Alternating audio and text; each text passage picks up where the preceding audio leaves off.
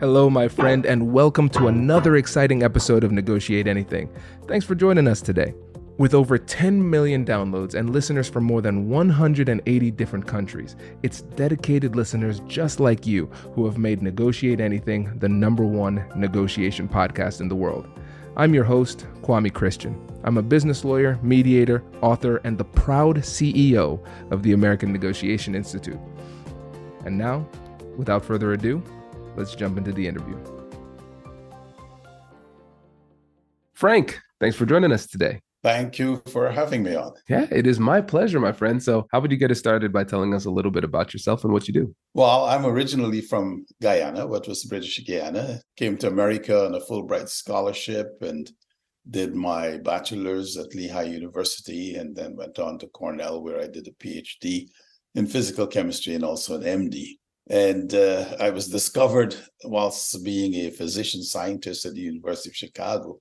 I was discovered by the pharmaceutical industry. So I spent a large portion of my life thereafter in the pharmaceutical industry, where I rose to be, in fact, the first Black to be on the board of management of a top 5 global pharmaceutical company, being an executive vice president in charge of research, development, and regulatory affairs. Retired, went back to academia at MIT and at the University of Akron, and retired again, and have been writing books, one of which I have just published, which is now titled Until You Walk in My Shoes, and subtitled Reframe Methodology to Overcome Systemic Discrimination. This has become my passion and, in a real sense, my mission. I see myself as a seasoned problem solver who can assist employers, employees, students to really understand issues of discrimination and exclusionary practices in their organization, who can focus on their desired outcomes. And also, the methodology will show them a way to find productive solutions for the problems that they have. I love this. This is great. And my bias is going to show here, Frank, because my favorite part of your bio there is, of course, the fact that you're from Guyana. So for the listeners, my dad is from Dominica, my mom is from Guyana, and Frank is a good family friend and quite accomplished, as you can see. And one of the things I really love about your methodology, Frank, is the fact that it is rooted in practicality and problem solving. And I think a lot of times when we're having these tough conversations about issues of identity and equity, equality, fairness, those type of things, emotions can take hold, and then it can sometimes inadvertently become exclusionary when we're trying to be more inclusive. And when I was reading through your book, that was something that rang throughout. And I want to start off by addressing just culture in general. We're in the West right now, so let's just say Western culture. It seems right now as though it's becoming harder for us to have these tough conversations about sensitive issues. And I want to get your perspective on what is it that makes it so tough for people? You know, I happen to believe that all organizations, starting with the family, are based on 2 things: equity and inclusion. And the leaders of the organization, the parents, for example, the leaders of a company, they set the policies and the guardrails, if you like, in terms of how we are going to behave to get to our desired outcomes. And inclusion is the agreement amongst the coworkers who agree this is how they will behave with each other. This is how they will recognize each other, value each other's contributions in order to get to the goals and the desired outcomes. So that is basically it. And so when I look at the situation that we have in the world today, it amazes me that we have stepped away from these 2 things. We are no longer asking ourselves the question, is it equitable for the other person? Am I excluding the other person? And I find that very strange. And what impresses me is that it seems to be driven by another word. You mentioned culture, but the word cult. And when the URE is dropped off and we get cult, then we get into the tribal side of things. And we then begin to focus on what's in it for me, what do I own, how do I exclude others? And I think, unfortunately, there's so much, and I put it simply, cultism that has taken over the world. Now, why that is, I do not know. Yeah. Oh, there's so much to dig into here. And it's a fascinating hypothesis there that equity and inclusion are the foundation of every organization. And I like the way that we are defining organization very broadly here as well. So we have an organization, we have companies that could be a nonprofit, it could be a for profit, but even going as granular as a family, I think that's really instructive. And the terms equity and inclusion have been utilized so many times by so many different people in so many different ways. I think it would be helpful for the audience to get an idea of how you're defining those terms. Interestingly enough, I just completed a series of online courses. And on one of the courses, one of the editors who was reading my script to the course called me up and said, you have explained equity in a way that I never really got it until I saw your example. And here's the example.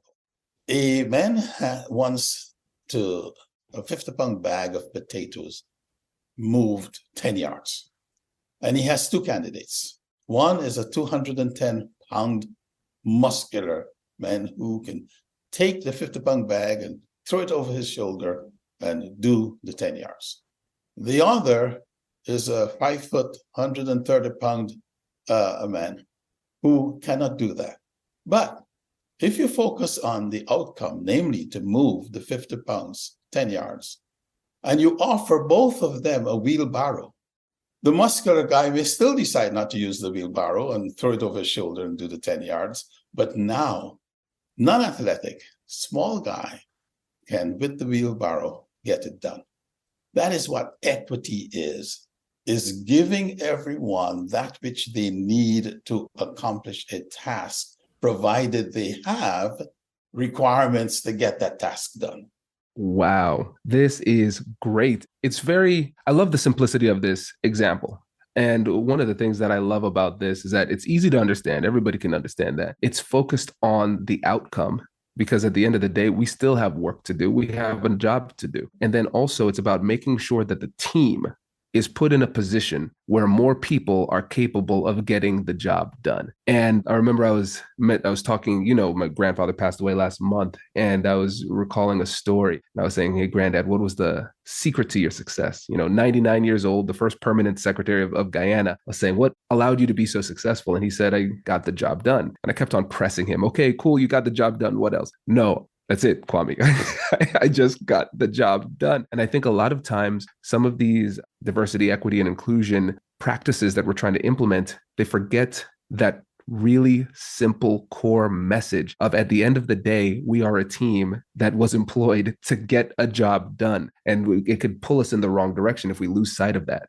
When I was running a large 7,000 scientists, large organization in the global pharmaceutical company, research and development, I became famous for a statement which said, let me back up and just say one thing. The company was the result of a series of mergers. And at the time that I was appointed to be the global head of research and development, it had just merged. And the merger was amongst a German company. Actually, it was an acquisition by the German company, who bought the number one pharmaceutical company in France and bought a mid-sized pharmaceutical company in the US.